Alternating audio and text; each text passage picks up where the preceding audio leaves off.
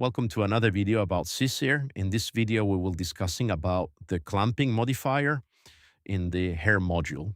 So the clamping modifier is probably one of the most important modifier you're going to use. So if I expand this, um, I'm going to select the main set, which, by the way, you can rename this. If you double click, you can rename this to whatever you want. So like main, and these are, I don't know, uh,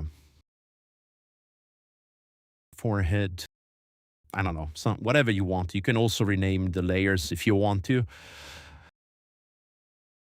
So the clamping modifier, by default, you can see it says no clamping. So we'll go back into the main one.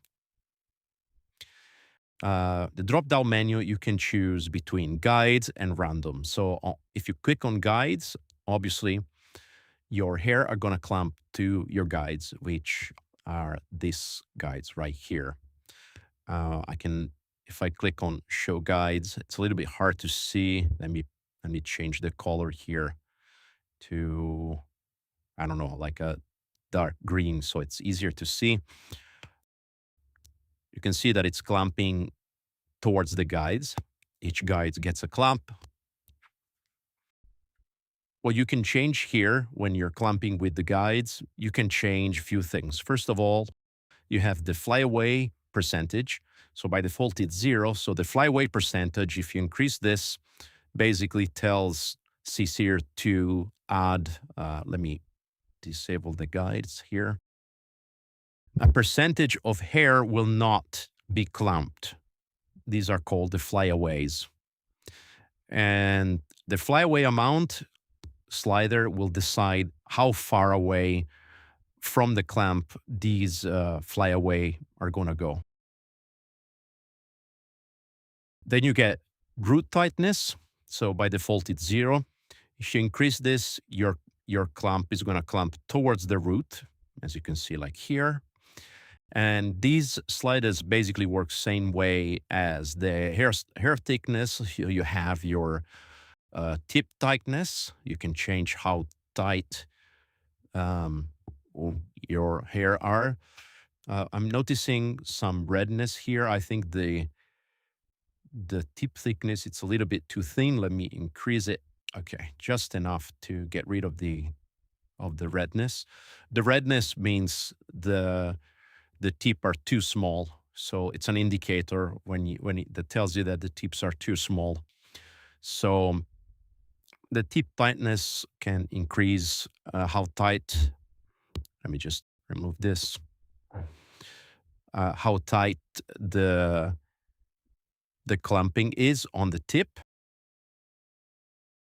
And again, you have your mid shift.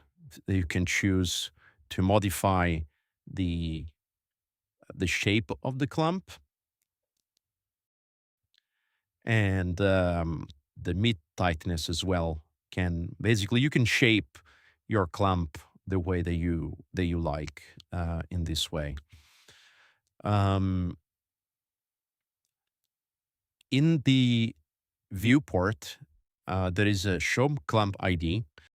If I turn it on, it's going to show the clamps like this. If I increase the flyaway percentage, you can see that the flyaway don't have an ID because they're excluded from the clamp ID.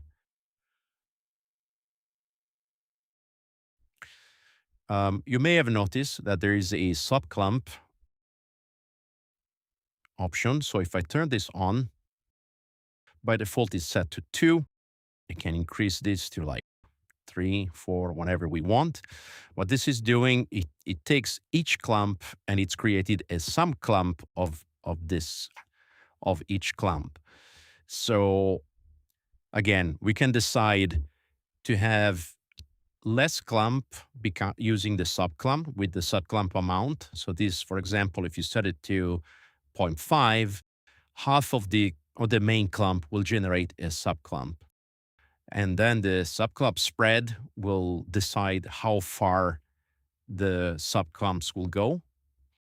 And if you want, you can also generate the subclumps IDs. This will come handy later when you use other modifiers. For now, I'm just going to leave it unchecked and turn this off for now. Another thing that you can do is instead of guides, you can have random. So the random is going to still follow the overall shape of the guides, but it's going to generate a uh, specified amount of clumps. So in this case, by default is 20. So we have 20 clumps here. We can increase this to whatever we want. Let's say that I increase this to 200. You kind of have kind of like a Dragon Ball situation here going on, or 100. It's a little bit easier to see. All the parameters works the same way. You can still add your flyaways, root tightness, tip tightness. All of this still works the same way. And also you can also add the subclumps as well to your clumps. So if I set it like this, each clump is created 4 subclumps. If I set it to 2, each clump is creating 2 subclumps, and I can make them tighter or less tight. And I can also generate their own ID or just leave it like this. So far, we change parameters just by using the slider. So on a global scale, changing all the hair at once, at least within the set. But another thing that you can do is to be specific on where you want the clump to be. So for example, if you hold shift and select a clump, or it doesn't have to be a clump, it can also be just a bunch of hair, whatever you want. If you click on delete clump, you can delete the clump. And if you click to add clump, you can create a clump. Now, to create a clump, you don't need to delete it first. You can just, for example, I just select this hair here. I just click add clump. You can see a new clump is created. And you can do this as many times as you want. You can, let's say you want to select this hair here, add clump, but for whatever reason, I want to select this hair and delete the clump here. You can go in depth and do whatever you want. So you can also select these and add clump and be very specific of where do you want your clump to be. Also, if you want to go back to the original, these are called custom clamps. If you press this button here, clear custom clamps, everything will be reset to default with the sliders. So all your customly created clamps will be deleted. When you use sub clamps, it works slightly differently. So you can still select and click on delete clump, and we will delete the clump.